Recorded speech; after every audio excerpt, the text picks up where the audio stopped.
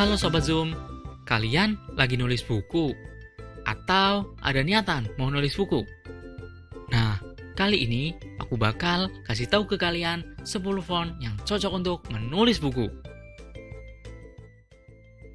Yang pertama, Baskerville. Baskerville termasuk typeface serif yang dirancang dan dikembangkan oleh John Baskerville pada tahun 1757 di Birmingham, Inggris. Baskerville dirancang untuk menulis berbagai karya cerpen, prosa sastra, dan naskah drama. Jadi, font ini cocok banget buat kamu yang akan menulis buku, apalagi kalau buku yang kamu tulis terkesan serius, dalam, dan berat. Kamu bisa banget nih menggunakan font jenis ini. Apalagi font ini free for personal use dan free for commercial use alias gratis. Ini dia beberapa buku yang menggunakan font Baskerville.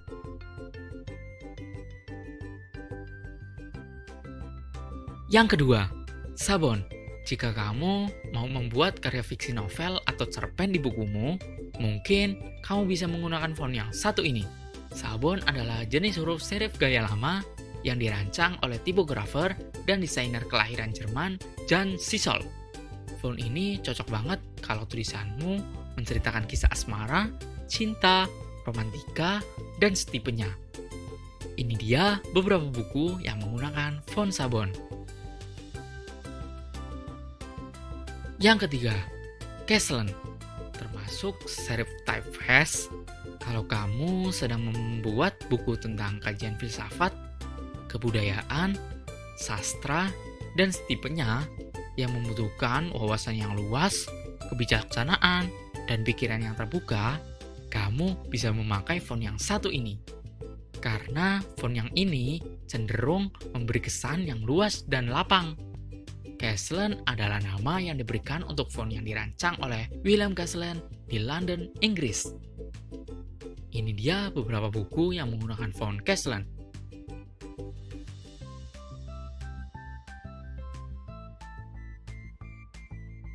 Yang keempat, Cambria. Namanya mirip seperti universitas kenamaan Cambridge, bukan? Ya, tulisan satu ini memang didesain untuk tulisan-tulisan akademik, tulisan pengetahuan, motivasi, teknologi, dan sebagainya.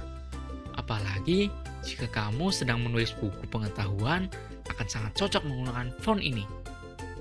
Ini dia beberapa buku yang menggunakan font Cambria. Yang kelima, Garamond.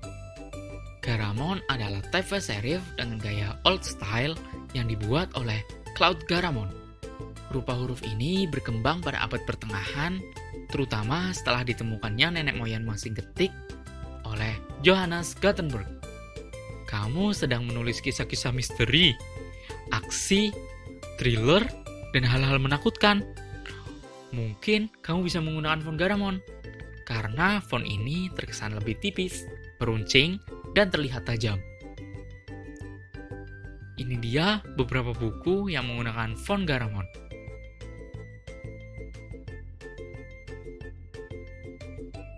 Yang keenam, Droid Sans. Droid Sans pertama kali dirilis pada tahun 2007 dan dibuat oleh Iskander Corporation untuk digunakan oleh platform Open Handset Alliance Android dan dilisensikan di bawah lisensi Apache. Jika kamu ingin membuat e-book atau electronic book, kamu mungkin bisa menggunakan font yang satu ini. Karena font yang satu ini, font yang ramah, terbuka, dan serbaguna. Dimaksudkan agar mudah dibaca di berbagai perangkat web, di halaman situs, dan di menu web. Ini dia beberapa buku yang menggunakan font Droid Sans.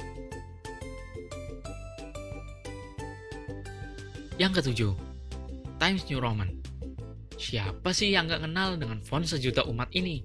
Mulai dari naskah literatur seperti novel, skenario, sampai puisi, tercetak rapi menggunakan font lahiran 1931 ini. Mungkin kamu bisa menggunakan font ini untuk menulis bukumu. Ini dia beberapa buku yang menggunakan font Times New Roman.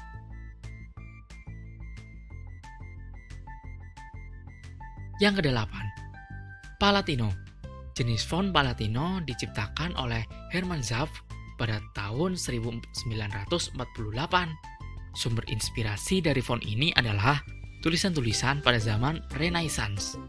Palatino adalah hasil penggunaan broad-nib pen secara terbalik yang memberikan kesan kaligrafis. Tapi bedanya dengan tulisan kaligrafis, Renaissance adalah stroke yang digunakan sedikit lebih berat. Jika kamu sedang menulis buku fiksi, kamu mungkin bisa mengandalkan font yang satu ini dengan lekukan yang tak terlalu halus. Tapi penggunaan font ini, buku akhirnya akan menjadi lebih tebal. Ini dia beberapa buku yang menggunakan font Palatino. Yang kesembilan, Myriad. Myriad dirancang oleh Robert Slimbach, Carol Twombly, Fred Brady, dan Christopher Slee. Font ini lebih dikenal sebagai corporate font Apple sejak 2002 untuk menggantikan Apple Garamond. Pada perkembangannya, Myriad memiliki beberapa variasi, diantaranya Myriad, Myriad Pro, Myriad Wild. Jika kamu sedang menulis buku non-fiksi, seperti jurnal atau buku hasil penelitian, kamu bisa menggunakan font Myriad untuk tulisanmu. Sekilas menyerupai Arial, tetapi lebih terang tanpa mengurangi ketandasan. Selain itu, Myriad juga menghemat halaman karena lebih ramping. Ini dia beberapa buku yang menggunakan font Myriad.